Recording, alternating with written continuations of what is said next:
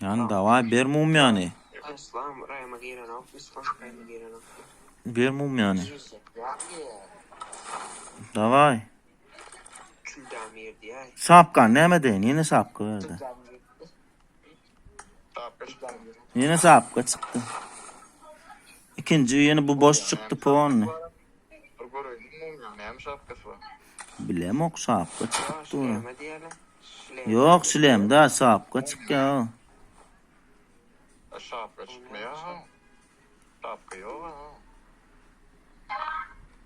Ba sapka bağlı ya. O ne sapka da uğrar o. Ben doğrusu görünen bunun açılan olsa. Yine buraya da gitti onu. Kat söyledim o şleme. Davay beray. Bir. Bir. Boş çıktı. En son kim var bolayacak? 10 tapar attım ne?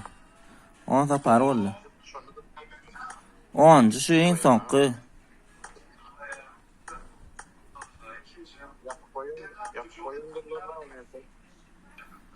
Ay bolayacak. Gaydi pul salmayan ben muçum.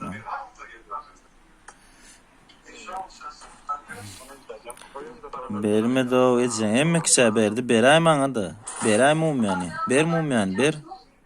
Boş. Boş ara bulam. Ağam bana buradan atman lazım.